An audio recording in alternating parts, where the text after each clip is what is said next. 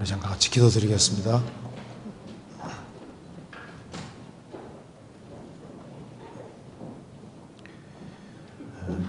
저희를 사랑하시는 하나님 아버지, 감사합니다. 오늘 또 저희들을 한자리에 불러 모아주시고 주님께 찬송을 드리며 또 살아계신 하나님 말씀을 배울 수 있게 해주신 것을 감사합니다. 이 시간 주 성령께서 우리 마음 가운데 들어 역사해 주시고 주의 뜻이 무엇인지 분별할 수 있는 지혜를 주시고 주의 말씀 가운데 살아갈 수 있는 힘과 지혜와 용기를 더욱 허락해 주옵소서.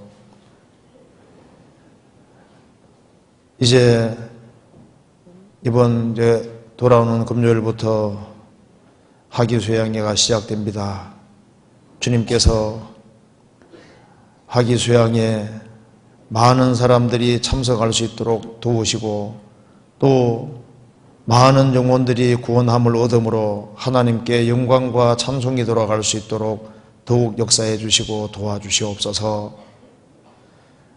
우리 모두 주 안에서 귀하게 쓰임받을 수 있도록 더욱 역사해 주옵소서.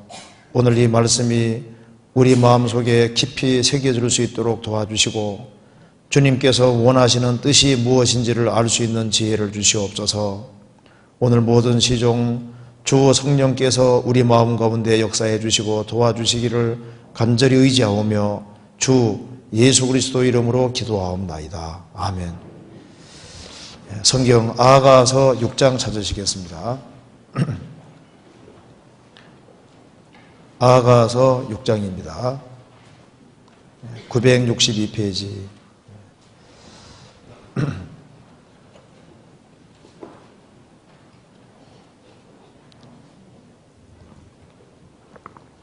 네, 6장 4절입니다.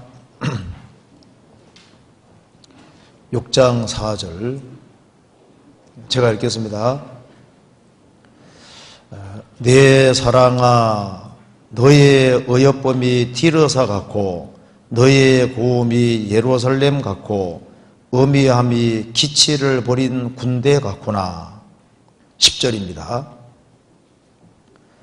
아침 빛같이 뚜렷하고 달같이 아름답고 해같이 맑고 기치버린 군대같이 어미한 여자가 누구인가. 7장 1절입니다. 귀한 자에 따라 신을 신은 내 발이 어찌 그리 아름다운가. 내 넓적다리는 둥글어서 공교한 장색에 만든 구슬기미 같구나. 배꼽은 섞은 포도주를 가득히 부은 둥근 장 같고 허리는 백합화로 두른 밀단 같구나. 두 유방은 암사슴의 쌍태 새끼 같고 목은 상아 망대 같구나. 눈은 해수본 바드라빛 문 곁에 목 같고 코는 담에색을 향한 레바논 망대 같구나. 머리는 갈멜산 같고 드리운 머리털은 자줏빛이 있으니 왕이 그 머리카락에 매였구나. 사랑아 내가 어찌 그리 아름다운지 어찌 그리 화창한지 쾌락하게 하는구나. 내 키는 종려나무 같고 내 유방은 그 열매송이 같구나. 내가 말하기를 종려나무에 올라가서 그 가지를 잡으리라 하였나니 내 유방은 포도송이 같고 내 콧김은 사과 냄새 같고 내 입은 좋은 포도주 같을 것이니라. 이 포도주는 나의 사랑하는 자를 위하여 미끄럽게 흘러내려서 자는 자의 입으로 움직이게 하느니라. 나는 나의 사랑하는 자에게 속하였구나. 그가 나를 사모하는구나. 나의 사랑하는 자야 우리가 함께 들러가서 동대에서 유숙하자. 우리가 일찍 일어나서 포도원으로 가서 포도움이 돋았는지 꽃술이 퍼졌는지 성죽꽃이 피었는지 보자. 거기서 내가 나의 사랑을 내게 주리라. 네, 거기까지입니다. 오늘 학위수양회를 앞두고 있기 때문에 학위수양회에 필요한 말씀을 조금 드려보려고 합니다. 그래서 이 아가서 6장에 6장 4절과 10절에서 술람 여인은 성도의 그림자이자 교회의 그림자가 됩니다. 그래서 성도와 교회, 특별히 여기에 이 교회를 기치를 벌인 군대 같구나 이렇게 말을 하고 있습니다. 그래서 이 기치 벌인 군대라는 좀 제목으로 좀 말씀을 드려보도록 하겠습니다. 이 아가서를 읽을 때 참 이 아가서가 어렵습니다. 저도 83년도에 이제 거듭나고 난 이후에 성경을 창세기부터 요한계시록까지 꼼꼼하게 읽어 나가는 가운데서 아가서는 정말 어렵더라고요. 도대체 뭘 얘기를 하는지를 전저히 파악하기가 참 어려웠습니다. 그런데 이제 세월이 지나가면서 이 아가서가 참 우리 신앙생활에 중요하고 그리고 성경의 핵심을 잘 담고 있는 책이라는 것을 이제 날이 가면 갈수록 알게 됩니다. 그래서 아가서는 솔로몬과 술람 여인의 사랑 관계를 다루고 있습니다. 솔로몬은 예수님의 그림자고 술람 여인은 성도와 교회의 그림자가 됩니다. 그리고 이제 아가서를 읽을 때 나의 사랑 그 말이 나오면은 이제 주님이 성도에게 하는 얘기라고 이제 그렇게 이해하면 됩니다. 그리고 나의 사랑하는 자가 나오면은 이제 성도가 주님에게 하는 내용으로 이렇게 이해하면 아주 쉬울 수 있습니다. 자, 여기에 아가서 6장 4절과 10절에 이제 신랑이 신부를 칭찬하는 내용입니다. 6장 4절에 보시겠습니다. 내 사랑아, 이렇게 내 사랑아 이렇게 얘기를 하죠. 주님은 주님 피로 구원받은 성도들 또 주님이 세우신 교회를 얼마나 사랑하는지 모릅니다.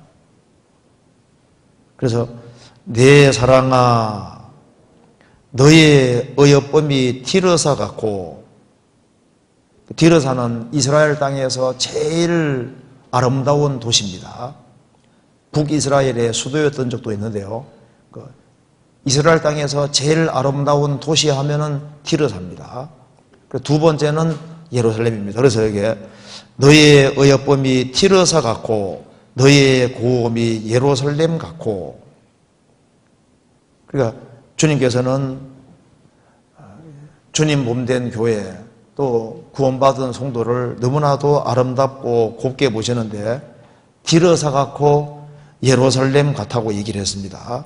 그러면서 어미함이 기치를 버린 군대 같구나. 그 기치가 깃발입니다. 깃발을 버린 군대 같구나. 여기서 이제 우리가 주님의 마음을 볼 수 있습니다. 모든 성경은 하나님의 감동으로 되어 있습니다. 술람비 여인을 가리켜서 군대라고 이렇게 표현을 했지 않습니까? 여기서 이제 우리가 주님이 무엇을 원하는지를 알 수가 있는 겁니다. 이스라엘 백성들은 출애굽을 할 때 하나님의 아들로 부르심을 받은 동시에 처음부터 군대로 부르심을 받았다고 얘기를 하고 있습니다. 그래서 여호와의 군대가 나왔다고 성경에 계속 말하고 있잖아요. 그러니까 이스라엘이 출애굽을 할 때 처음부터 전쟁을 위해서 하나님이 부르셨던 겁니다. 그래서 이스라엘 백성들이 출애굽을 할 때는 오합지졸인데 출애굽을 하고 난 이후에는 이스라엘 12지파가 일정한 조직이 갖추어지고 일사불란하게 움직이게 됩니다. 모세를 중심으로 해서 천부장, 백부장, 십부장 이렇게 질서가 딱 잡혀 있고, 그리고 깃발 아래 모여서 일사불란하게 움직입니다. 군대 조직인 거예요. 왜 그렇게 하셨냐면은 전쟁을 위해서입니다. 광야 40년 동안에는 암말렉 군대와 싸우기 위해서, 가나안 요단강 건너가서 가나안 땅 들어갈 때는 가나안 7민족을 정복하고 가나안 땅을 차지하기 위해서입니다. 그러니까 출애굽을 하셨을 때 처음부터 전쟁을 위해 부르신 거예요. 우리를 주님께서 보배로운 피로 구원하셨을 때 그 주님이 뭘 원하시는 것일까요? 싸움을 위해서 처음부터 부르신 겁니다. 우리는 영적인 전쟁을 위해서 부르신 겁니다. 그래서 여기에 기치를 버린 군대 같구나. 술람 여인은 성도의 그림인 동시에, 이 그림자인 동시에 교회의 그림자이기 때문에 교회 하면은 기치 버린 군대 이렇게 생각하면 맞는 거예요. 그래서 항상 순서가 양으로 시작해서 말로 끝나도록 되어 있는 겁니다. 우리를 구원하실 때는 우리가 양입니다. 주님이 양떼로 우리를 인도하시는 동시에 우리를 점점 키워서 무엇으로 만들려냐 하면은 전쟁하는 말로 만들려고 하는 거예요. 주님을 위해서 용감하게 싸우는 용사를 만들고 그 영적인 전투를 치르기 위해서 우리를 부르신 겁니다. 아가서 6장 10절입니다. 아침 빛같이 뚜렷하고 달같이 아름답고 해같이 맑고 기치를 버린 군대같이 어미한 여자가 누구인가? 여기에 주님이 원하시는 교회의 모습이 여기에 기록이 되어 있습니다. 아침 빛같이 뚜렷하고, 그리스도인들은 세상의 빛이기 때문에 뭔가 세상 사람과 다르게 두드러진 모습이 분명히 있습니다. 여호와를 의뢰하는 자는 시온 산과 같다고 표현을 했습니다. 산은 눈에 띄잖아요. 산 위에 있는 동리가 숨겨지지 않는 것처럼 불신자들 속에서 성도는 분명히 두드러진 것이 있습니다. 세상에 단체들이 많이 있지만은 주님 피로 구원받은 주님 몸된 교회 안에 들어오면은 여기에는 뭔가가 다르다.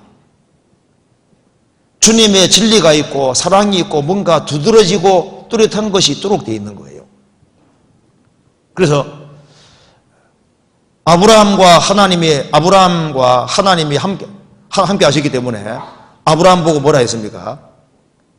우리들은 당신이 하나님과 함께 하는 것을 봤습니다.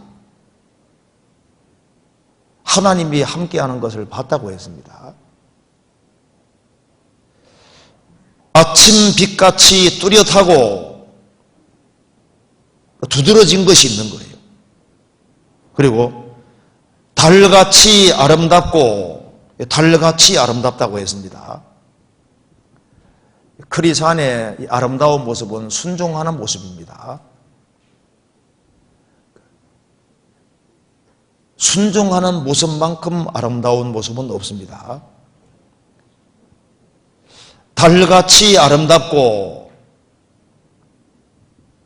아름다운 여인이 삼가지 아니하는 것은 돼지 코에 금고리 같으니라 말씀대로 이 아름다운 것은 순종하는 모습이고 삼가하는 모습입니다. 그래서 시편 45편에 보면은 이렇게 말씀했습니다. 이제 한 여자가 시집을 가면은 이제 그전 것을 일단 잊고 남편 가정에 소속이 되는 거잖아요. 그래서 성경 말씀하기를 딸이여 듣고 생각하고 귀를 기울지어라. 내 백성과 아비 집을 잊어버릴지어다. 그리하면 왕이 너의 아름다움을 사모하실지라. 그 아름다운 것이 뭐냐 하면은 과거를 뒤로 청산하고 이제 새로 시집 갔으니까 그 남편 법 앞에 순종하고 살아가는 그것이 아름다운 모습인 거예요. 그래서 달같이 아름답고 해같이 맑고, 맑고란 말은 먼저 밝은 상태를 가르치고 있는 겁니다. 그리스도인들은 하나님이 살아계신 걸 알고 소망이 있는 사람이기 때문에 세상 사람과 다르게 영혼의 빛이 들어와서 그래서 밝은 것이 있는 거예요. 그래서 그리스도인에게는 기쁨이라는 것이 있습니다. 소망이 있기 때문에 해같이 맑고, 먼저는 이게 밝고 긍정적인 모습인 겁니다. 그리고 해같이 맑고, 그 말은 깨끗한 모습인 거예요. 정결한 모습인 겁니다. 그리고 기치를 버린, 깃발을 버린 군대같이 어미한 여자가 누구인가? 여기에 기치를 버린 깃발 아래에 있다는 겁니다. 무슨 깃발일까요? 진리의 깃발 아래에 있는 겁니다. 이스라엘 백성들이 출애굽을 하고 난 이후에 이스라엘 백성들은 깃발 아래에 모였다는 거 아시죠? 민수기에 다시 기록이 되잖아요. 우리도 진리의 깃발 아래에 같이 모여 있는 겁니다. 그리스도라는 깃발 아래에 같이 모여 있고 우리는 진리를 위해서 싸우는 사람들인 겁니다. 이거 잠깐 접고 시편 60편 보시겠습니다.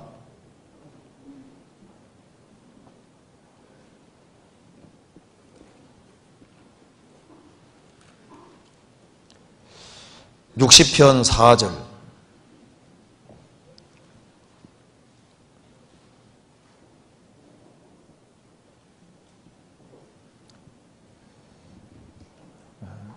주를 경외하는 자에게 길을 주시고 진리를 위하여 달게 하셨나이다.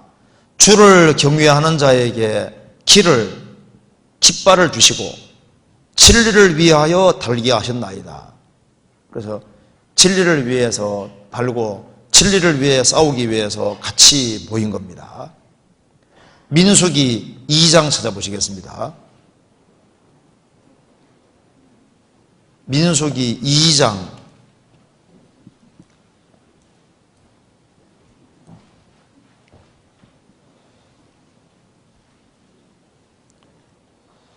1절 195페이지.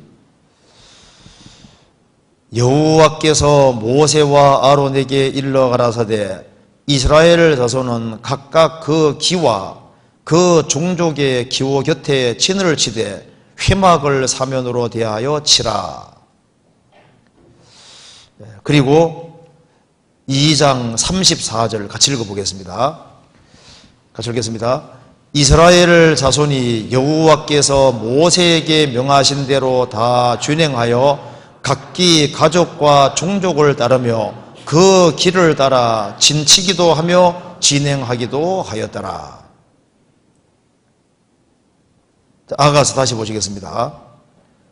아가서 6장 다시 봅시다.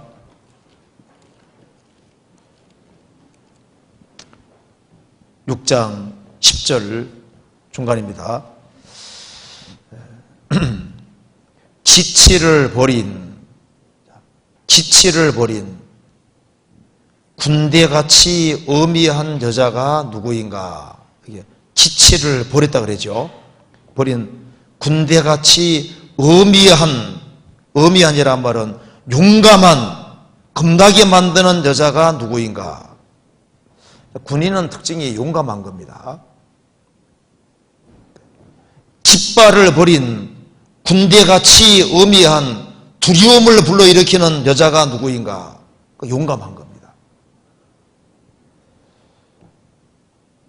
그리스도의 용사는 원래 군인다운 군인은 용감한 거잖아요. 죽도록 충성하는 사람들이 모여 있는 겁니다. 군대같이 어미한 기계가 있고 품위가 있는 거잖아요. 당당한 겁니다. 영광스러운 겁니다. 이스라엘 민족이 출애굽을 할 때 그 당대 가장 유명한 사람들이 출애굽을 하는 사람들이었습니다. 그 사람들이 역사 무대의 주인공이었습니다. 신약시대 누가 역사 무대의 주인공입니까? 예수님 피를 통해서 구원받은 사람들. 그 사람들이 역사 무대의 주인공이고 그 사람들이 한 무리와 한 뜻이 되어 주의 뜻을 실천하는 겁니다. 그래서 기치버린 군대같이 어미한 품위가 있고 기가 있고 영광스러운 그 여자가 누구인고?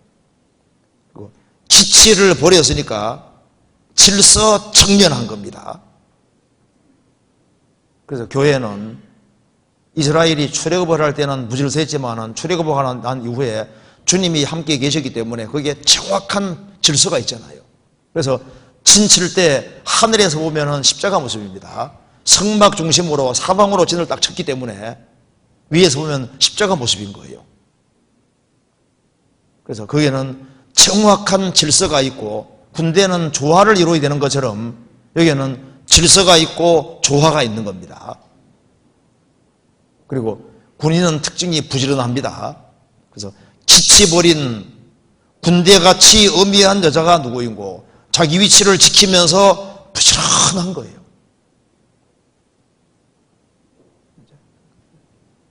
우리는 진리의 깃발 아래 모였습니다. 하나님께서 사람을 구원시키고 매일매일 신앙생활하는 속에서 뭘 가르치고 있습니까? 훈련시키고 있는 거예요. 경거 내리기를 연습하라는 말씀대로 우리가 매일매일 훈련을 받고 있는 겁니다. 그래서 훈련을 잘 받으면은 이제 영적인 전투를 잘 치를 수 있는 겁니다. 그래서 이 전투 대용으로 이스라엘 백성들은 모여서 40년 동안 훈련받고 어떻게 했습니까? 이제 가나안 땅을 정복했는데 그래서 발바닥으로 밟는 곳은 다 그들의 기업이 됐던 겁니다. 그래서 여기 아하가서 6장에서는 이 술람 여인, 주님 몸된 교회, 지치버린 군대라고 얘기하면서 7장에 넘어가면 이제 칭찬하는 내용이 나와 있습니다. 칭찬하는 것이 내용을 보면은 여기에 발을 제일 먼저 칭찬하라고 했습니다. 발을 7장 1절 봅시다. 아하가서 7장 1절 귀한 자에 따라 신을 신은 내 발이 어찌 그리 아름다운가. 세상에는 참 이런 표현을 하기가 쉽지 않아요. 뭐 신을 신은 발이 뭐 얼마나 아름답길래 신을 신은 내 발이 어찌 그리 아름다운가 이렇게 표현할 수 있겠어요. 사실 발이 이쁜 사람도 있더라고요. 발바닥을 봤는데 야 발이 진짜 이쁜 사람도 있어요. 발이 그냥 마음에 쏙 드는 사람도 있습니다. 그런데 그런 건 드물고 여기는 그냥 발이 아니라 신을 신은 내 발이 신을. 모든 성경은 하나님의 감동으로 되어 있습니다. 여기 이제 기치버린 군대같이 엄미한 여자라고 하면서 이게 칭찬을 이제 시작하는데 특별히 발을 칭찬하고 있습니다. 무슨 발이냐? 맨발이 아니라 신을 신은 내 발이 어찌 그리 아름다운가. 신을 신은 발을 칭찬하고 있잖아요. 왜 신을 신은 발을 칭찬하고 있을까요? 레위기 11장 보면은 발바닥으로 다니는 것은 다 부정하다고 했습니다. 개도 발바닥으로 다닙니다. 부정합니다. 그리고 호랑이도 발바닥으로 다닙니다. 근데 말은 신을 신고 있잖아요. 소도 신 신고 있죠? 그 신을 신고 있는 것이 정하고 신이 없이 발바닥으로 다니는 것은 다 부정한 것으로 성경에 되어 있는 거예요. 그러니까 신을 신고 있어야만 주님 보실 때 그것이 아름다운 모습이 되는 겁니다. 그것도 하나님이 원하는 신을 신고 살아야 되는 거예요. 자, 레위기 11장 찾아봅시다. 레위기 11장 27절 11장 27절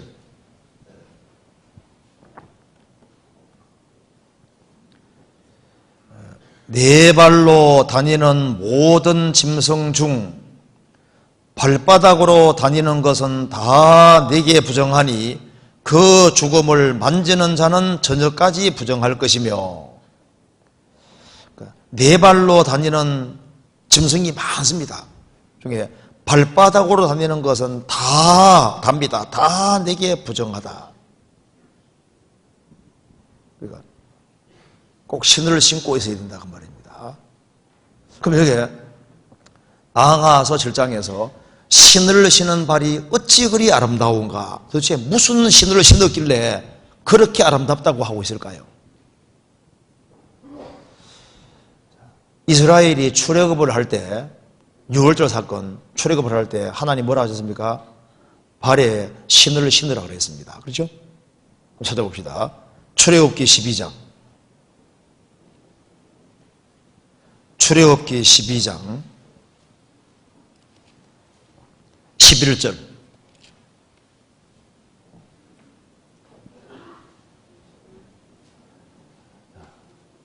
같이 읽어보겠습니다. 너희는 그것을 이렇게 먹을지니 허리에 띠를 띠고 발에 신을 신고 손에 지팡이를 잡고 급히 먹어라. 이것이 여호와의 유월절이니라. 유월절날 양을 잡아서 양의 피는 집 좌우 설주 왼방에 바르고 양고기는 불에 구워 먹는데, 먹는 모습은 허리에 띠를 띠고 나그네 행장입니다. 이제 그 다음날 지긋지긋한 애굽을 벗어나게 되는 거예요. 그리고 발에 신을 신고 손에 지팡이를 잡고 급히 먹어라. 그래서 출애굽을 할 때 주님께서 여기 신을 신으라고 했습니다. 그래서 이스라엘 백성들은 출애굽을 할 때 신을 신고 나와서 40년 광야 생활하는 중에 신발이 떨어지지 않았습니다. 아시죠? 그리고 그 신을 신고 가나안 땅을 밟았고 가나안 땅을 정복했다 그 말입니다. 신발이 낡아지지 않았다고 성경이 말을 하고 있습니다. 그러면 신을 신은 발이 어찌 그리 아름다운고, 이게 무슨 뜻일까요? 이스라엘이 양의 피를 경험하고 이제 신을 신고 지팡이를 잡고 허리에 띠를 띠고 이제 출애굽을 해서 40년 광야 생활을 통과하고 가나안 땅을 정복하는 그 발을 보실 때 그게 바로 신을 신은 발인 거예요. 그것이 어찌 그리 아름다운고. 그래서 주님 뭘 기뻐하시는 겁니까? 이 신신 사람을 기뻐하시는 거예요. 구원을 받고 이 세상은 잠깐 지나가는 나그네라고 인식하는 사람들입니다. 애굽은 세상의 그림자인데 애굽은 내가 영원히 살 곳이 아니고, 그래서 애굽을 박차고 나와서 광야 통과해서 가나안 땅으로 가는 것처럼 그게 나그네 모습입니다.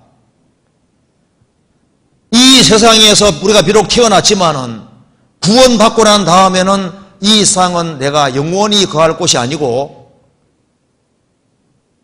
이 세상은 장망성이기 때문에 구원받은 그날부터 이제 세상이란 광야를 통과해서 영원한 천국을 향해서 한 걸음 한 걸음 나아가는 그 발을 보실 때 그 발이 어찌 그리 아름다운고, 그 발을 아름답게 보시는 거예요.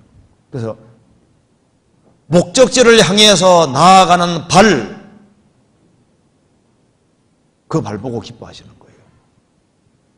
애굽에서 눌러 사는 것을 기뻐하는 것이 아니라 애굽을 박차고 나오는 발을 기뻐하는 겁니다. 그래서 이스라엘 백성들은 출애굽을 할 때 그 신을 신고 나왔고 그 신을 신고 이제 가나안 땅을 정복하게 되는데, 그 가나안 땅을 정복하는 그 발을 보실 때 주님이 얼마나 기뻐하셨겠어요. 그렇잖아요. 신명기 29장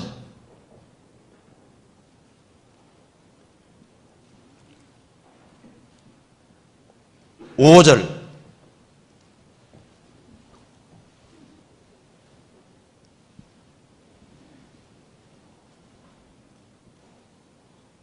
308페이지 29장 5절입니다.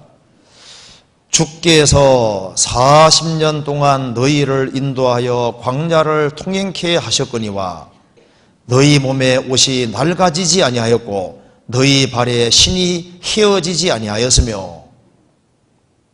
그래서 요즘 이스라엘이 출애굽한 위치가 밝혀지고 그리고 이제 이스라엘 민족이 거주하던 곳에 가면은 신발이 많이 걸어져 있습니다.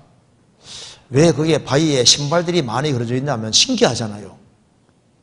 옷이 빨리 안 떨어지는 건 이해가 되는데, 뭐, 이게 신발은 신고 다니는데 신발이 안 떨어지잖아요.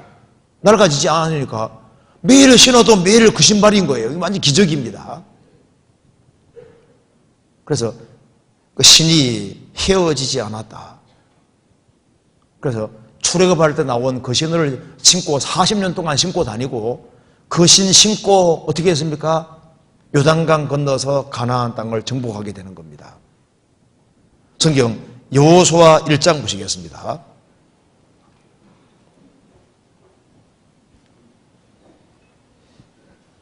1장 3절 2절부터 제가 읽겠습니다. 2절 내 종 모세가 죽었으니 이제 너는 이 모든 백성으로 더불어 일어나 이 요단을 건너 내가 그들 곧 이스라엘 자손에게 주는 땅으로 가라. 내가 모세에게 말한 바와 같이 무릇 너희 발바닥으로 밟는 곳을 내가 다 너희에게 주었노니. 이게 맨발바닥 말하는 게 아닙니다. 지금 신을 신고 있는 겁니다. 출애굽을 할 때 신고 있는 신인데 그 신을 신고 이제 발을 밟는 걸 말하는 거예요. 너희 발바닥으로 밟는 곳을 내가 다 너희에게 주었노니. 하나님께서 하늘에서 보실 때 이스라엘 백성들이 양의 피를 경험하고 나와서 이제 40년 쫙 같이 무리를 지어서 광야를 통과하는 그 발을 보실 때 얼마나 기뻐하셨겠어요. 요단강물을 밟는 발, 그리고 이 가나안 7민족을 정복하기 위해서 전쟁하러 나가는 발, 그래서 이 가나안 땅의 기업을 차지하는 그 발을 볼 때 그 발이 어찌 그리 아름다운고.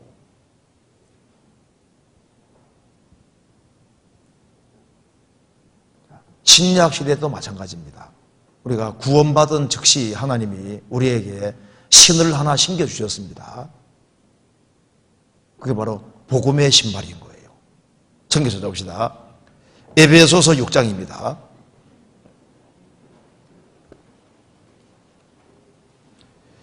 에베소서 6장 15절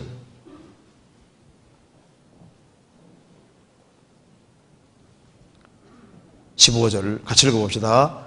평안의 복음에 예비한 것으로 신을 신고. 평안의 복음에 예비한 것으로 신을 신고. 한 사람이 거듭날 때 복음이 깨우쳐지는 겁니다. 복음. 그래서 십자가의 복음이 영혼 속에 딱 깨우쳐지면은 그때부터 인생이 바뀌는 거예요. 아, 내가 복음을 위해 살아야 되겠구나. 나를 위해서 죽으시고 부활하신 예수님, 나를 위해서 피를 흘려주신 예수님, 나를 사랑하신 바로 그 예수님을 위해서 살아야 되겠구나. 그리고 이 귀한 복음, 이 기쁜 소식을 내만 알고 있을 것이 아니라 이것을 어떻게 하든 간에 더 많은 사람에게 전해야 되겠다는 그 마음이 생기고, 복음이 영혼 속에 정말 깨우쳐진 사람은 자기 사랑하는 가족들, 자기가 접촉하는 사람들에게 어떻게 하든 간에 이것을 전해주고자 하는 마음이 올라오게 되어 있는 겁니다. 그래서 여기에 복음은 복음인데 평안의 복음이죠. 사람이 복음을 깨우칠 때 평안이 영혼 속에 생깁니다. 편안한 거하고 평안은 다른 거예요. 편안한 것은 외적인 환경이 좋을 때 편안할 수 있는데, 외적인 환경이 그냥 무너져 버리면은 편안한 건 없어지는 거예요. 여기에 평안이라는 것은 내적인 겁니다. 죽음 앞에서도 있는 평안, 환난 앞에서도 있는 평안, 고난 속에서도 있는 평안, 이것은 구원받을 때 이루어지는 거예요. 사람이 하나님 은혜를 받을 때 그 다음에 따라오는 것이 평안인 겁니다. 복음은 은혜의 복음인 동시에 평안의 복음인 거예요. 그래서 평안의 복음에 예비한 것으로 신을 신고 다니면서 어떻게 하든 간에 복음 전할 마음 준비를 하면서 생을 살아갈 때 그 발을 보시고 기뻐하시는 거예요. 그렇지 않니? 아무쪼록 몇몇 사람이라도 건질라는 그런 마음을 가지고 항상 복음 전할 마음 자세를 가지고 복음에 예비한 것으로 신신고 살아갈 때 그 죄에서 당연히 구별되게 되고 바르게 살게 되는 힘이 있는 거예요.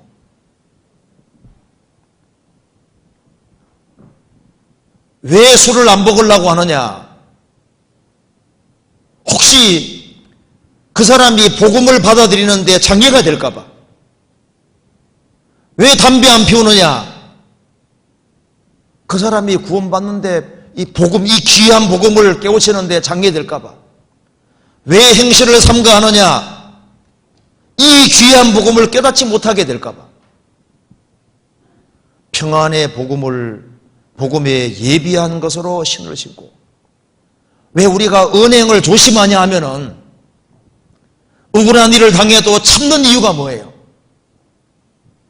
다른 사람이 이 복음을 깨우치는데 장애가 될까 봐.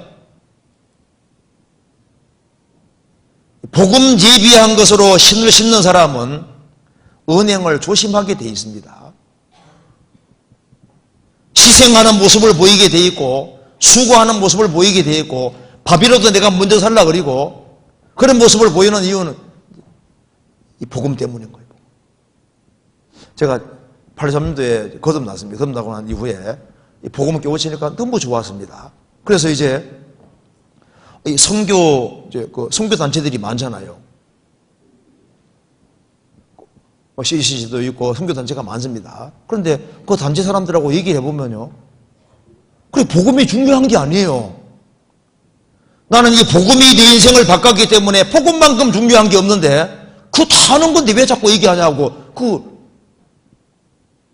그러니까 이 얘기가 안 통하는 거예요. 이 복음이 이론이 아니라 성령의 도우심으로 확실하게 믿어졌으면은 어떻게 하든 간에 아무쪼록 몇몇 사람이라도 이걸 깨닫게 해주려고 노력하게 돼 있고, 그래서 복음 예비한 것으로 신을 신게 되는 겁니다. 우리 이번에 하기 수양회를 앞두고 전도를 진짜 많이 했더라고요. 거의 한 450명 가까이 지금 등록했다 그러잖아요. 새로 데려가는 사람만. 주님이 굉장히 기뻐하시리라고 생각을 합니다. 그 영혼을 건지려는 그 발을 보실 때 주님이 얼마나 기뻐하시겠어요. 이사야 52장 보시겠습니다. 52장 7절.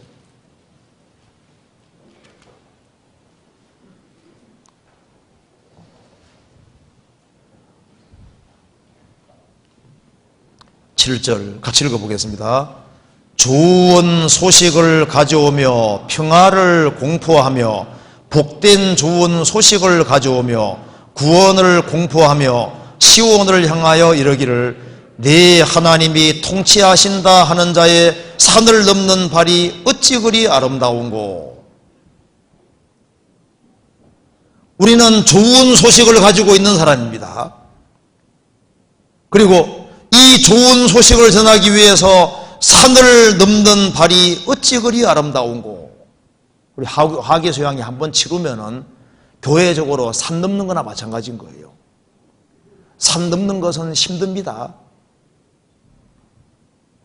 우리 교회에서 1년에 몇 차례 있는 그 일주일 동안 전도 집회하는 것과 이 하계수양에 공주에서 3박 4일 하는 것은 규모도 다르고 준비도 다르잖아요. 수양이 한번 치룰 때 사실 산을 넘는 겁니다. 그런데 이 복음을 전하기 위해서, 이 좋은 소식을 전하기 위해서 산을 넘는 발, 힘이 들지만은 그 산을 넘는 발이 어찌 그리 아름다운고. 주님 피로 구원받은 사람들은 아름다운 사람들이고, 그리고 그 구원받은 사람들이 같이 모였으니까 그 무리가 아름다운 무리고, 그리고 그 복음을 위해서 같이 계획하고, 복음을 위해서 수고하고, 복음을 전하기 위해서 같은 동일한 보조로 행할 때 그것이 정말 아름다운 발걸음인 겁니다. 모든 불신자들은 신을 벗고 있는 거예요. 그리고 마귀가 주는 다른 신을 신고 살아갑니다. 자기 주장과 방법대로 생을 살고 있습니다. 마귀가 다른 종류의 신발을 많이 신겨놔서 그리로 자기 멋대로 살고 있는 거예요. 모세가 미디안 광야에서 40년 동안 양치는 생활을 했습니다. 하나님께서 가시떨기 불꽃 가운데 나타나셨습니다. 그리고 모세에게 뭐라고 말씀하셨습니까? 모세야, 너의 손곳은 거룩한 것이니 너의 발에 신을 벗어라. 방에 들어올 때 신 벗고 들어가잖아요. 너 지금까지 너의 수단과 너의 방법과 너의 주장대로 생을 살아왔는데 이제 신을 벗어라. 주님이 새로운 신발을 신겨주시는 겁니다. 모세는 새로운 소명의 신을 신고 가서 애굽에 내려가서 기어코 이스라엘 민족을 에집트에서 건져내지 않습니까? 그래서 지치버린 군대, 거기에 핵심이 발이 있는 거예요. 발. 신을 신은 발이 있는 겁니다. 왜 주님께서 우리를 훈련시키느냐 하면은 우리 발이 재빠르게 움직여서 실제로 더 많은 영혼을 건지기 위해서입니다. 좋은 땅에 뿌리었다는 것은 말씀을 듣고 깨닫는 자니 결실하여 혹 30배, 60배, 100배가 되느니라. 우리가 기어코 우리 생애 속에서 나를 통해서 30명, 60명, 100명이 구원받는 것을 봐야 됩니다. 그게 되느니라 이렇게 말씀하셨잖아요. 반드시 많은 사람들이 구원이 되고 우리가 주님 앞에 서야 되는 겁니다. 왜? 우리는 사는 목적이 다른 거예요.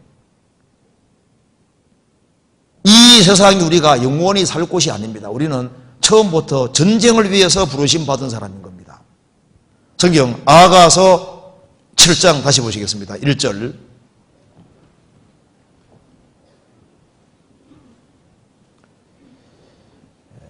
귀한 자에 따라 신을 신은 내 발이 어찌 그리 아름다운가. 내 넓적다리는 둥글어서 공교한 장색에 만든 구슬깨미 같구나. 여기 발이 잘 가기 위해서는 넓적다리가 튼튼해야 됩니다. 이 발과 넓적다리는 연결되어 있잖아요. 그래서 이 발이 신을 신고 있어도 넓적다리가 안 받쳐주면 멀리 갈 수가 없는 거예요. 그래서 내 넓적다리는 둥글어서, 마라톤 하는 사람들 발 보셨어요? 달리기 아주 오랫동안 단련된 사람 발 보셨어요? 이 근육으로 뭉쳐가지고 둥그렇게 되어 있고 아주 대단합니다. 여기 이 여자도 보면은 내 넓적다리는 둥글어서 공교한 장색,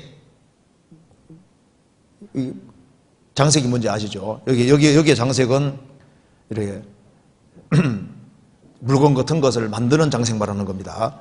그래서 공교한 장색에 만든 구슬깨미 같구나. 한기 구슬이 아니라 구슬깨미 같구나. 여기에 구슬이 진주 구슬을 말합니다. 진주 구슬은 그냥 안 생기죠. 이 조개 속에 모래 같은 것이 이물질이 들어가서 고통 속에서 이게 구슬이 생기는 거예요. 여기 넓적다리가 아주 둥글고 아주 튼튼하다는 게 뭡니까? 장색에 만든 구슬깨미니까 단련을 많이 받고 훈련을 많이 받았어요.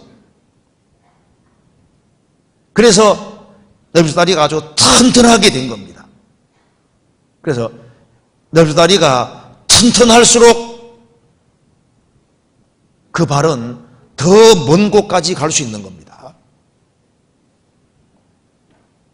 그래서 이 발과 넙죽다리는 연결되어 있습니다. 그래서 넙죽다리가 튼튼한 사람, 신신고 잘 달려가잖아요.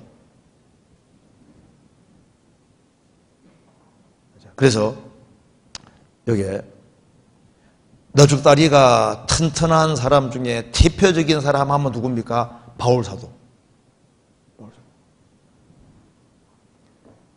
바울사도는 일생 동안 30년 이상을 다메스코상에서 예수님 만나고 난 이후에 30년 이상을 줄고 달려갔잖아요. 그죠? 나의 달려갈 길과 주 예수께 받은 사명, 곧 하나님의 은혜의 복음 증거하는 일을 마치려 하면은 나의 생명을 조금도 귀한 것으로 여기지 아니하노라. 한 사람이 30년 이상 계속 달려가는 게 안 쉽잖아요. 그 발은 아주 튼튼한 발입니다. 그래서 3차에 걸쳐서 전도여행을 하면서 그 초대교회 당시에 교회를 가장 많이 세운 사람이 누굽니까? 바울사도인 거예요. 그는 넙죽다리가 아주 튼튼하고 단련을 많이 받아서 아주 튼튼하고 견고합니다. 우리 교회도 마찬가지입니다. 교회도 성장하는 만큼, 힘이 있는 만큼 더 멀리까지 선교할 수 있는 거예요. 우리 교회도 처음 시작될 때는 궁대 선교하는 것도 힘들었잖아요. 근데 이제 궁대가 튼튼해지면 주님이 해외에 길 열어주셔서 해외 멀리까지 전도되는 이유가 뭐냐면 그만큼 교회적으로도 단련을 많이 받아서 넓다리가 그만큼 튼튼해지고 구슬겜이 같구나. 이제 어지간해서는 이게 흔들리지 않고 계속 달려갈 수 있는 겁니다. 요한 웨슬레는 말하기를 세계는 나의 교구다. 요한 웨슬레 진짜 사람으로서는 좀 대단한 사람입니다. 그가 평생 세계적으로 복음을 전하는데 정말 지치지 않고 계속적으로 전도를 했습니다. 그 요한 웨슬레하고 휘트필드가 하루에 평균 4번 정도씩 설교했다고 합니다. 그것도 평생을. 왜? 오로지 영혼을 건지기 위해서.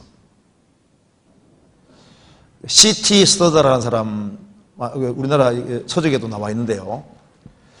C.T. 스터더가 이 사람이 웩 선교부 창시자입니다. 원래 영국의 케임브리지 대학 크리킷 선수였습니다. 크리킷을 제일 잘하는 사람이고 부잣집 아들입니다. 그런데 D.L. 무디가 영국에 전도하러 가서 거기에서 말씀을 듣고 복음을 확실하게 깨우치게 됩니다. 그래서 하나님의 아들이 나를 위해서 죽은 것이 정말 사실이라면 네 인생이 아까울 것이 뭐가 있냐. 그래서 자기에게 주어진 모든 육신적인 조건을 다 포기하고 그리고 중국에 선교사로 지원을 합니다. 그리고 그때 크리켓 선수들이 7명이 같이 선교사로 지원을 해서 가잖아요. 그래서 중국에서 10년 정도 사역하면서 쉴 새 없이 전도를 했습니다. 그런데 우연히 식인종이 선교사를 원한다 하는 그 문구를 보고 그때는 벌써 50살이 넘었는데요.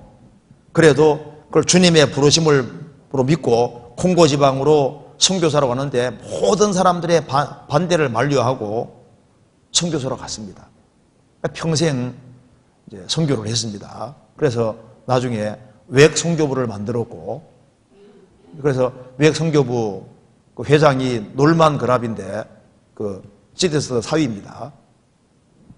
그 사위가 얘기하기를 이 시티스드는 휴식을 취하는 일도 없었고 한눈 파는 일도 없었고 취미 생활도 없었다. 하나님의 독생자가 나를 위해서 죽으신 것이 정말 사실이라면 내 인생에 아까울 것이 뭐가 있냐. 그래서 평생을 복음을 위해서 천적으로 드렸습니다. 그 사람이 쓴 책 중에 하나가 초콜릿 군병이라고, 소직자입니다. 읽어보신 분도 있을 겁니다. 초콜릿 군병. 그러니까 맥이 없다는 겁니다. 초콜릿, 이제 해만 뜨면 그냥 초콜릿 다 이제 사그러들잖아요. 그런데 하나님께 쓰임받은 일꾼이 어느 누가 초콜릿 군병이 있냐 그 말입니다. 얼마나 하나님께 쓰임받는 사람이 용감했냐 그 말입니다. 노아 참 용감하잖아요.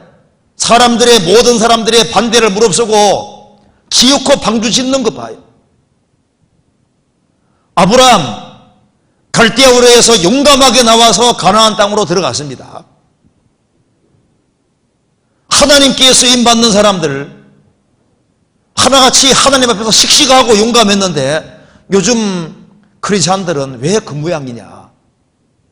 성경을 제대로 보라. 초콜릿 군병이 있냐 그 말입니다.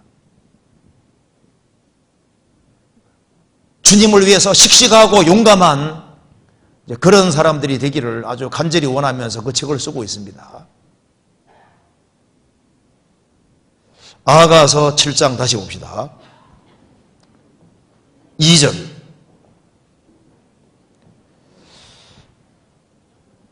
배꼽은 섞은 포도주를 가득히 부은 둥근 장 같고, 여기 또 발에 신을 신고 있고, 이게 넙죽다리가 튼튼해도 잘 안 먹으면 멀리 가요 못 가요?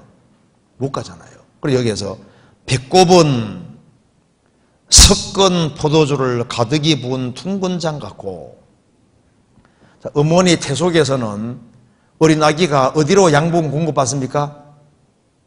이게 배꼽통에서 양분을 공급받잖아요. 여기 내 배꼽은 둥근 잔 같아. 근데 무슨 잔이냐 하면은 섞은 포도주, 극상품 가장 좋은 포도주를 가득히 부은 둥근 잔 같고, 성경에서 포도주는 기쁨을 가르치고 있는 겁니다.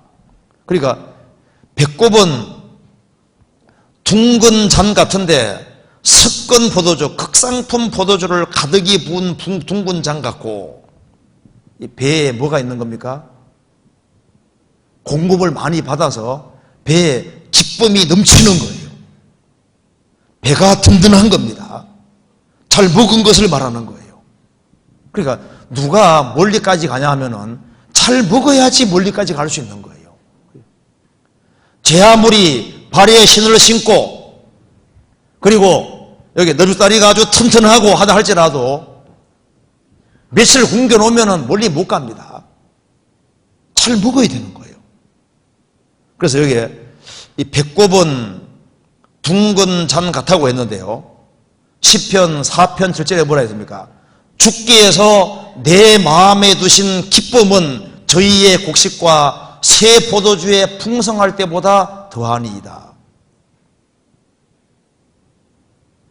추수하는 날 얼마나 기뻐요. 그런데 주님이 내게 주신 기쁨은 그거보다 더 큰 기쁨이다 그 말입니다. 자, 이걸 이해하기 위해서 한번 찾아봅시다.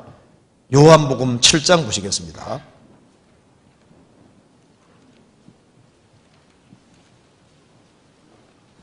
7장 37절.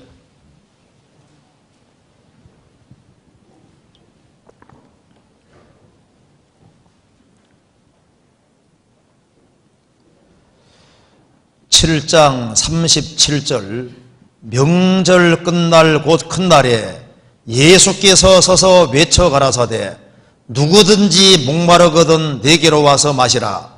나를 믿는 자는 성경의 이름과 같이 그 배에서 생수의 강이 흘러나리라 하시니 이는 그를 믿는 자에 받을 성령을 가리켜 말씀하신 것이라. 누구든지 목마르거든 내게로 와서 마시라. 나를 믿는 자는 성경 이름과 같이 그 배에서 생수의 강이 흘러나리라. 이것은 그를 믿는 자에 받을 성령 가리켜 말씀하신 것이라. 목마른 사람은 물이 해갈시켜 줍니다. 이 사람의 영혼은 성령이 들어오셔야만 영혼에 참된 만족과 기쁨이 있는 거예요. 그를 믿는 자에 받을 성령 가르쳐 말씀하신 것이라. 그래서 죄를 사함 받은 사람 속에 성령이 선물로 들어오시고, 성령이 속에 들어와 계시면은 이제 성령께서 내 속에 역사하셔서 내 속에 기쁨을 주시고 감사를 주시고 갈망을 불러일으키시고, 그래서 이제 하나님의 신령한 것을 깨달아가니까, 그래서 그게 참된 기쁨이 생기고 힘이 생기게 되는 거예요. 배꼽은 잔 같다고 했습니다. 둥근 잔. 그래서 시편 116편에 보면은 내가 구원의 잔을 들고, 그 말씀 나와 있죠. 주님이 주시는 구원의 잔을 마신 겁니다. 시편 23편에는 주께서 내 원수의 목전에 잔치상을 베푸시고 기름으로 내 머리에 바르셨으니 내 잔이 넘치나이다. 주님께서 왜 우리에게 공급을 해 주실까요? 이 발이, 복음 전하는 발이 지치지 않도록 하기 위해서, 끊임없이 복음을 전하기 위해 주님이 우리에게 풍성히 먹여주시는 겁니다. 그리고 잘 먹어야만 그 사람이 힘있게 살 수 있는 거예요. 제 아무리 힘이 있어도 안 먹는 사람은 소용없습니다. 그렇지 않습니까? 안 먹는 사람은 힘 못 써요. 그래서 일꾼들은 특징이 잘 먹는다는 특징이 있습니다. 자, 나아가서 다시 보시겠습니다. 7장.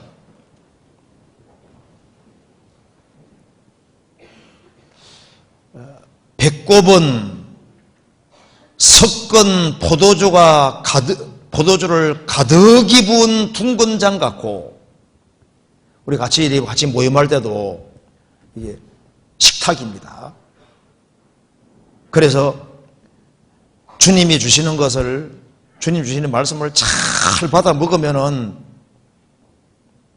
섞은 포도주, 극상품 포도주를 마시면은 그 마음속에 기쁨이 생기고 용기가 생기고 힘이 생기는 거예요. 그리고 허리는 백합화로 들은 밀단 같구나. 허리는 밀단 같구나. 이 잘 먹는 사람은 이게 보통 이 허리가 튼튼한데요. 이 허리가 튼튼한 사람이, 이 허리가 일하는 장소입니다. 일하는 장소. 허리가 튼튼한 사람이 일을 할 수 있는 거예요.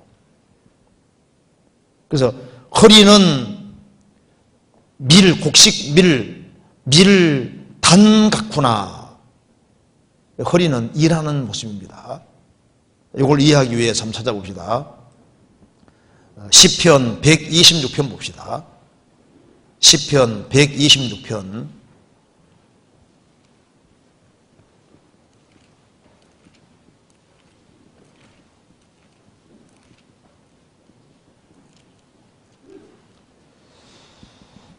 5절입니다. 5절 6절. 눈물을 흘리며 씨를 뿌리는 자는 기쁨으로 거두리로다. 울며 씨를 뿌리러 나가는 자는 정령 기쁨으로 그 단을 가지고 돌아오리로다. 눈물을 흘리며 씨를 뿌리는 자는 기쁨으로 거둘 것이다. 울며 씨를 뿌리러 나가는 자는 정령 기쁨으로 그 단을 가지고 돌아올 것이다. 여기에 아가서 7장에 나와 있는 지치버린 군대 같은 음이한 여자,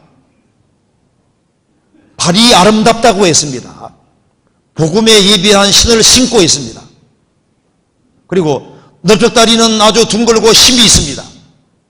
튼튼합니다. 그리고 주님이 주시는 공급을 받아서 이 배에는 생수의 강이 흐르고, 그리고 마음에는 기쁨과 감사와 확신이 있고 힘이 있는 거예요.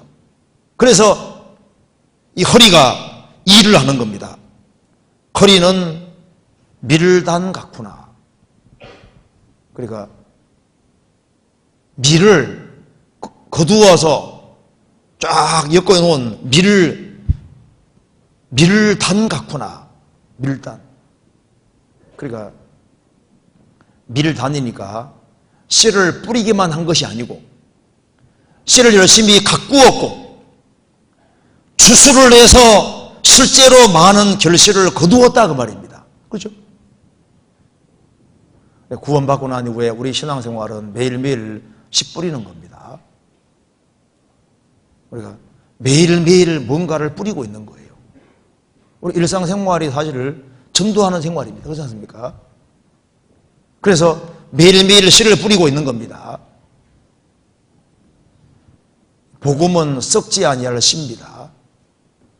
씨를 뿌렸고 실제로 결실을 많이 만들어낸 허리인 거예요. 씨를 뿌리는 사람은 실제로 단을 원합니다. 그렇잖아요. 우리가 수고해서 기어코 결실이 있어야 되는 겁니다. 우리 이번에 공주수양관에 가서 3박 4일 동안 땀 흘리고 수고할 때 뭘 원하냐 하면은 눈물을 흘리며 씨를 뿌리면서 기쁨으로 단을 거두기를 원하는 거예요. 정말 많은 사람이 실제로 구원되는 것을 보기를 원하는 겁니다. 그래서 허리는 밀단 같구나. 그래서 자녀가 태어나고 자라는데도 그 해산하는 수고가 들어가는 것처럼 영혼이 탄생하고 성장하는 거기에도 해산하는 수고가 들어가게 되는 겁니다. 그런데 여기 아가서 7장 자세히 다시 한번 봅시다. 7장 2절에 중간 허리는 백합화로 두른 밀단 같구나. 백합화로 둘렀다고 했습니다. 백합화로 두른 밀단 같구나. 왜 이 말을 했을까요? 아가서 2장 봅시다.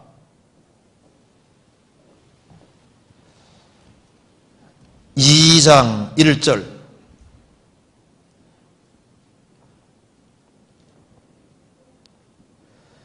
나는 사론의 수선하요 골짜기의 백합화라구나. 여자들 중에 내 사랑은 가시나무 가운데 백합화 같구나. 주님은 골짜기의 백합화고 구원받은 사람은 가시나무 가운데 백합화 같습니다.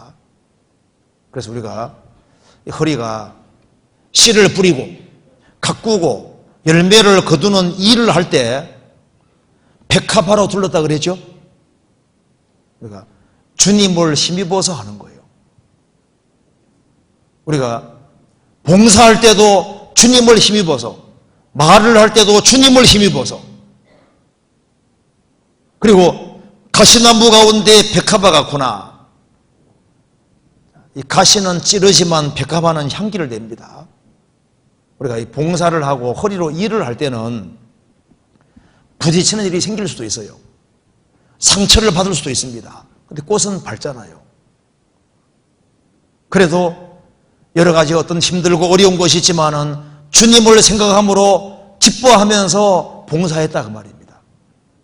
그러니까 씨를 뿌리고 가꾸고 거두는 과정에서 백합화를 두르고 한 거예요.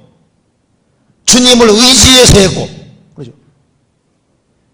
그리고 기쁨을 가지고 했고, 찔림을 받지만은 그래도 주님을 생각하고 그 속에서도 향기를 내면서 일을 했다 그 말입니다.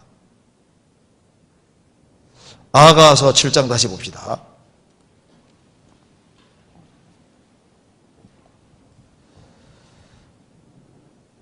7장 3절 두 유방은 암사섬의 쌍태 새끼 같고, 두 유방은 이게 사랑입니다. 사실 애기들이 어머니 젖을 빨고 살 때, 자랄 때 사랑 먹고 사는 겁니다. 그러잖아요. 애들은 어머니 사랑 먹고 사는 거예요. 두 유방은 암사섬의 쌍태 새끼 같구나. 그러니까 사랑이 있는 겁니다. 그래서요, 우리가 보면은 사랑이 있는 사람이 멀리까지 갈 수 있는 거예요. 그죠?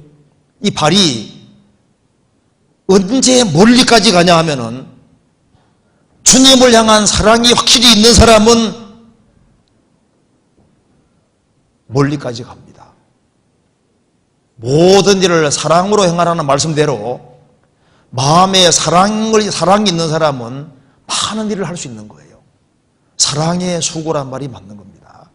그래서 큰 사랑은 큰 수고를 가능하게 하고 사랑하는 마음이 크면은 발이 멀리까지 가는 거예요.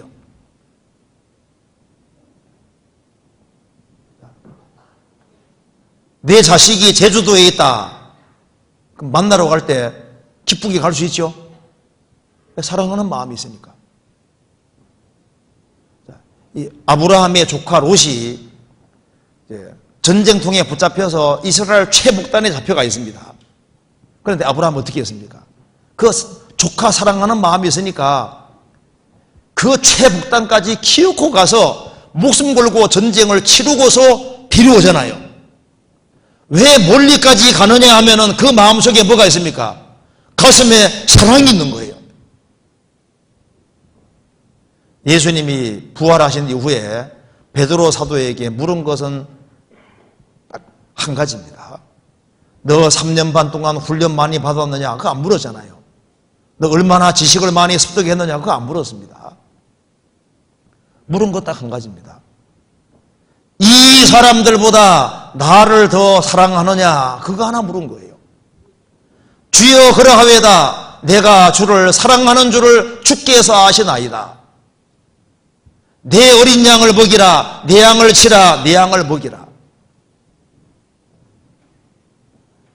사랑하는 마음이 있으면은 양떼를 덜 볼 수도 있고 사랑하는 마음이 있으면은 많은 걸 할 수 있는 거예요. 그래서 누가 더 멀리까지 가냐면 사랑하는 마음이 있는 사람들. 우리 몽골에 우리 수양회를 몽골에 이모 모임 할 때 봉고 몰고 두 교회에서 50시간 걸려서 봉고를 몰고 왔는데요. 온 것도 신기하지만 어떻게 할까 걱정이 되더라고요. 러시아에서는요, 그 모스크바에서 수양회 하면은 블라디카프카스는 3일 동안 기차 타고 옵니다. 그 한 달 월급 되는 거예요.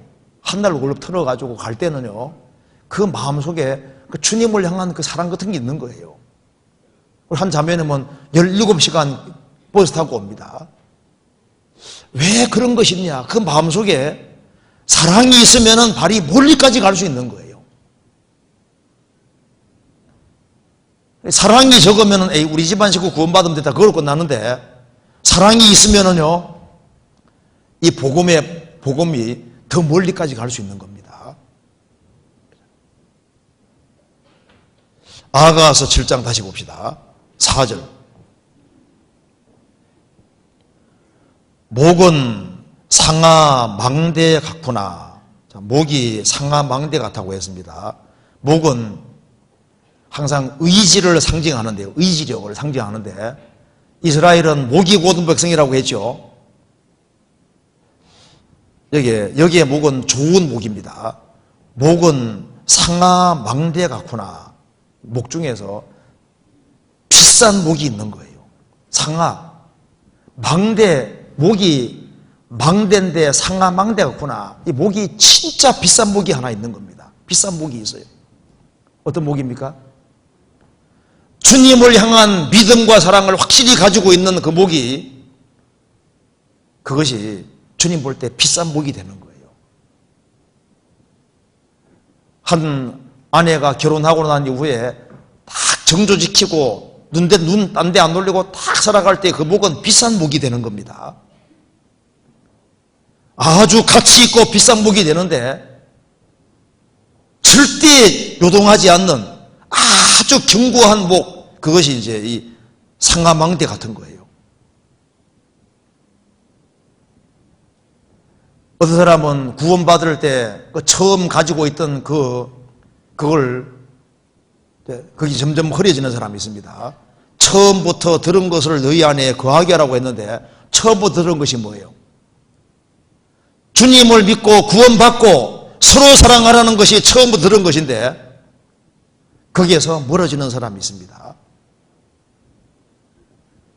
이 성경에서 명백한 가르침을 끝까지 고수하는 그것이 상하망대 같은 목인 거예요. 그래서 복음으로 구원받고 복음에 굳게 서고 복음을 위해 살고 복음을 위해 죽는 오로지 복음 중심으로 생활을 살아갈 때 그 목이 정말 가치 있는 목이고 상하망대 같은 가치가 있는 겁니다. 그래서 바울 사도 목은 상하망대 같은 목입니다. 평생 복음 중심으로 생활을 살았잖아요. 세상에서 고집이 제일 센 대표적인 사람 중에 하나가 마르틴 루터입니다. 루터가 고집이 되게 센 사람입니다.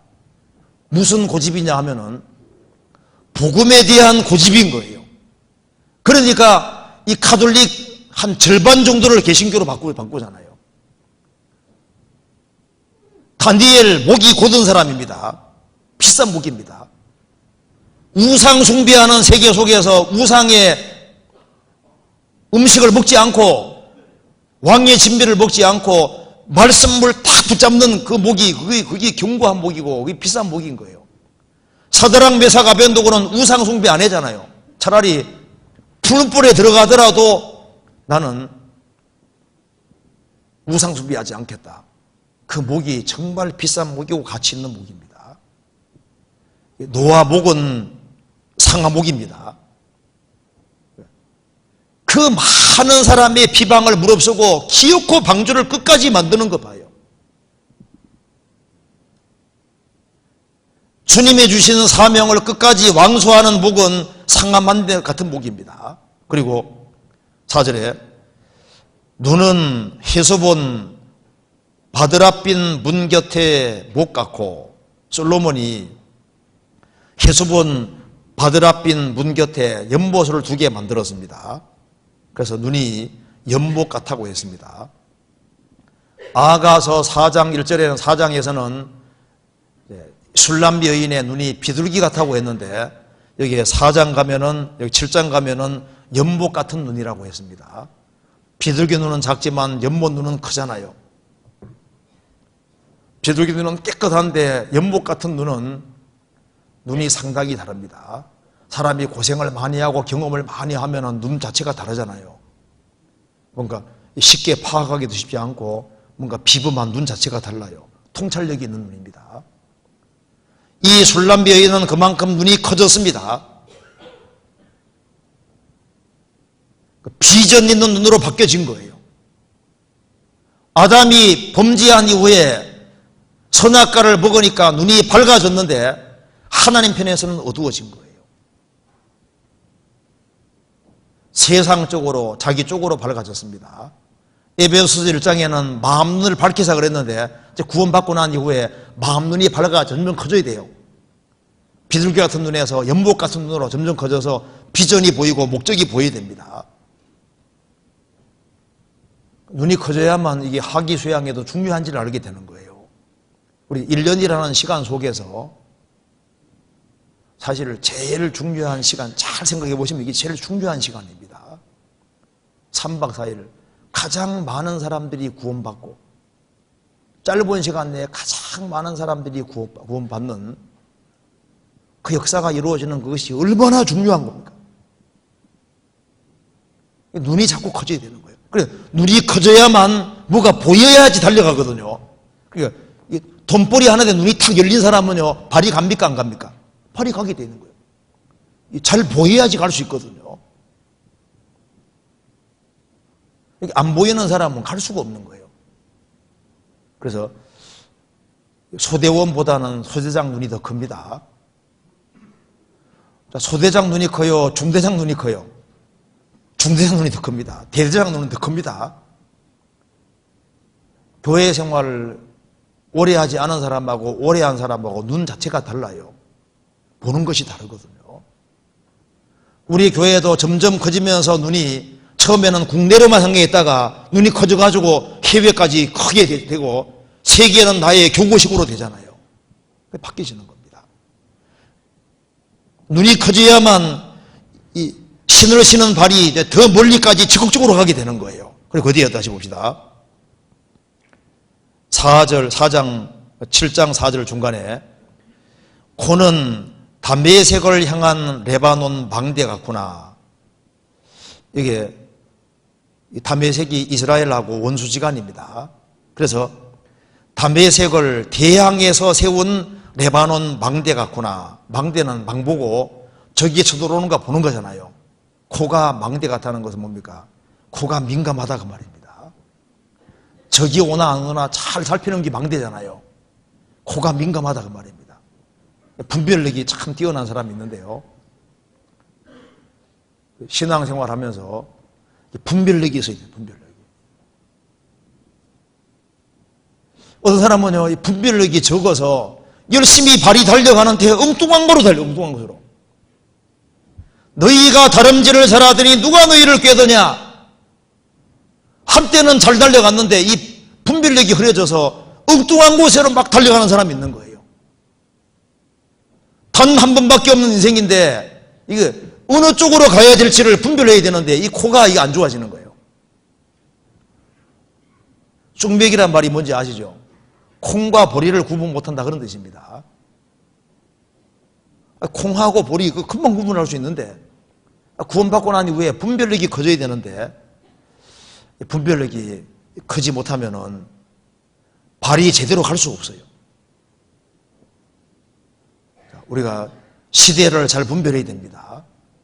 우리가 어느 시대에 살고 있는지, 우리가 1년이라는 세월 속에서, 시간 속에서 어느 시간대가 중요한지, 내 발이 어디 가 있어야 될지, 그런 것을 분별을 잘해야 되는 거예요.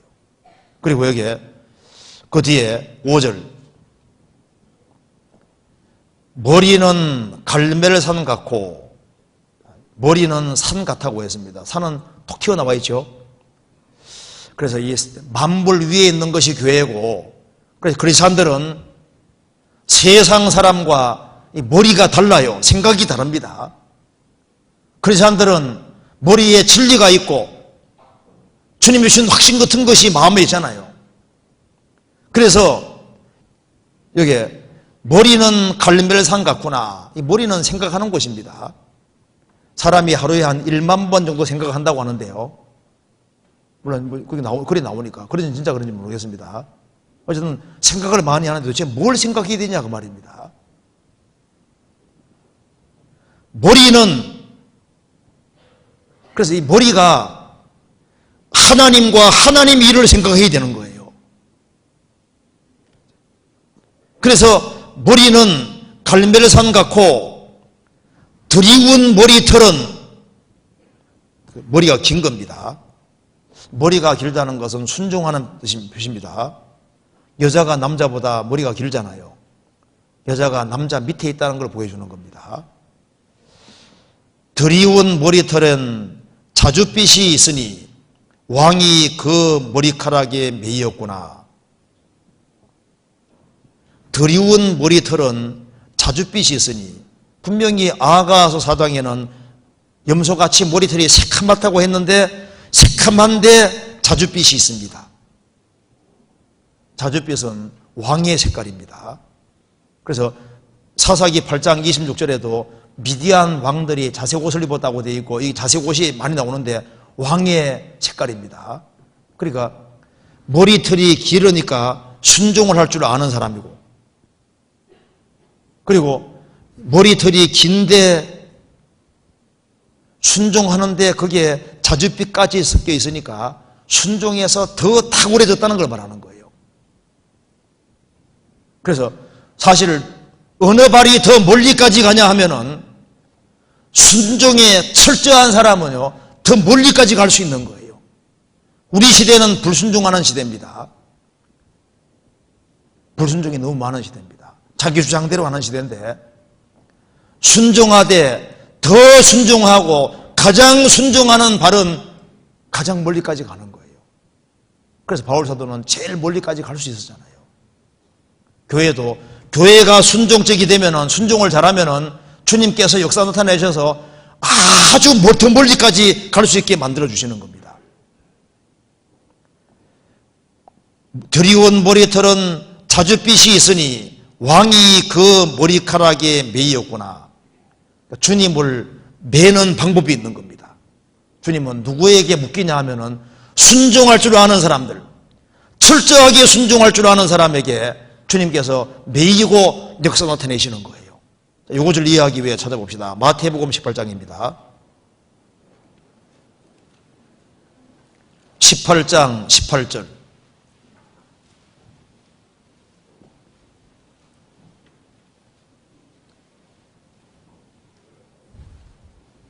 18절. 진실로 너희에게로 노니 무엇이든지 너희가 땅에서 매면 하늘에서도 매일 것이요 무엇이든지 땅에서 풀면 하늘에서도 풀리리라. 땅에서 매이면은 하늘에서도 매이고 땅에서 풀면 하늘에서 풀릴 것이다. 그래서 주님의 손길을 끌어내리는 길이 있습니다. 그게 바로 순종인 겁니다. 그래서 집안 식구 구원 안 된다고 생각할 것이 아니라 내가 순종의 길을 걸어가고 하나님의 도우심을 받으면 될 수도 있는 거예요. 200kg을 들어 올리는 역도 선수가 있었는데 201kg는 못 드는 거예요. 아무래도 못 드는 겁니다. 그래서 이제 어느 날 코치가 200kg 되는 역도하고 역기 201kg 역기 2개 갖다 놓고 들어보게 하는데 여전히 200kg는 드는데 201kg는 못 드는 거예요. 사실은 200kg가 201kg였는데 숫자를 바꿔놓은 겁니다. 근데 역도 드는 사람은 200kg라고 써 있으니까 드는데 이건 201kg가 200kg인데 그건 못 드는 거예요. 안 된다고 생각하면 안 될 수 있는데 주님의 도움을 받으면 안 되는 게 될 수도 있는 거예요. 그렇잖아요. 자, 아가 7장 다시 봅시다. 그래서 6절 보시겠습니다. 사랑아, 내가 어찌 그리 아름다운지 어찌 그리 화창한지 쾌락하게 하는구나. 그러니까 주님께 칭찬받는 교회입니다. 주님께 기쁨을 드리고 주님으로 하여금 환희에 차고 주님 마음을 아주 시원하게 하는 모습입니다. 그럼 이 핵심 키가 어디 있느냐? 핵심 키가 발에 있는 거예요. 발에. 발이 잘 움직인다는 것은 지혜가 잘 되고 있다는 증거인 거예요. 그래서 이거 할 얘기가 많은데 지금 시간이 다 돼가지고 이거 빨리 끝내야 되겠습니다. 그래서 여기에 이제 이 술람비 여인은 신앙의 성장이 많이 되어서 이제 더 적극적이 됐습니다. 11절 보시겠습니다. 나의 사랑하는 자야, 우리가 함께 들러 가서 동네에서 유숙하자. 우리가 일찍 일어나 나서 포도원으로 가서 포도움이 돋았는지 꽃술이 퍼졌는지 성죽꽃이 피었는지 보자. 거기서 내가 나의 사랑을 내게 주리라.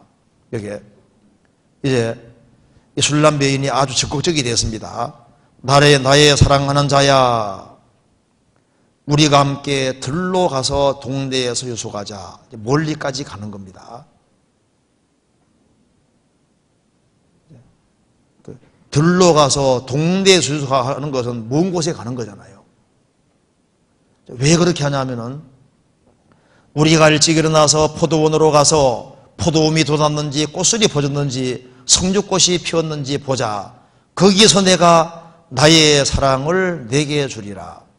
주님께 사랑을 받았기 때문에 이제 적극적으로 주님을 이끌어서 일터에 가기를 자원하고 포도원으로 가기를 자원하고 거기에서 멀리서 유숙하면서 이제 주님을 향한 사랑을 표현하고 있는 겁니다. 우리 이번에 3박 4일 동안 우리도 이제 3박 4일 동안 들판으로 가서 동네 수육하는 것처럼 이제 공주에 3박 4일 동안 같이 유숙하면서 거기에서 우리가 같이 희생하고 수고하고 봉사하는 가운데 우리가 주님께 받은 사랑을 표현하고 또 거기에서 많은 사람들이 구원받는 것을 보는 겁니다. 그래서 이게 지쳐버린 군대같이 어미한 여자가, 용감한 여자가 누구인고? 그게 바로 교회의 모습인데, 교회의 가장 바람직한 모습, 정상적인 모습은 신을 신고 있는 발의 모습인 겁니다. 우리가 주님 피로 구원을 받고 이 세상 광야에서 세상에 나와서 이제 천국을 향해서 한 무리를 지어서 나아가 주님 앞에 갈 철때까지 나아가는 그 발을 볼 때 주님께서 그걸 기뻐하시고 복음을 위해서 같이 협력하고 수고하고 실제로 영혼을 건지고 세우는 걸 볼 때 주님이 그걸 기뻐하시는 거예요. 그래서 내 발이 어떤 발인지,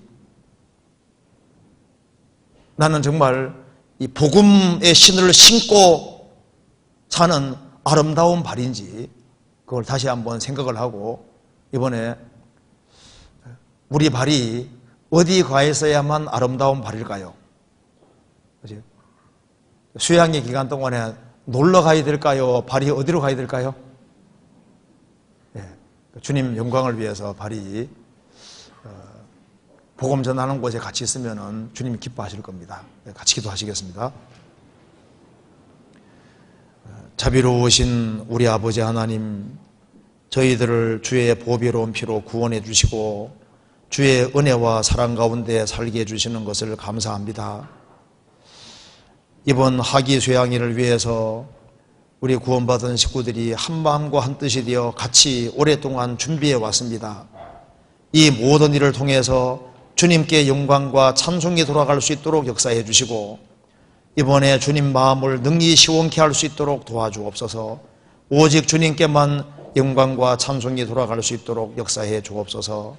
우리 나머지 모든 생에 주의 거룩한 말씀으로 다스려 주옵소서. 그리고 교회가 계획한 모든 일에 주님이 앞서 행해 주시고 없어서 주 예수 그리스도 이름으로 기도하옵나이다. 아멘.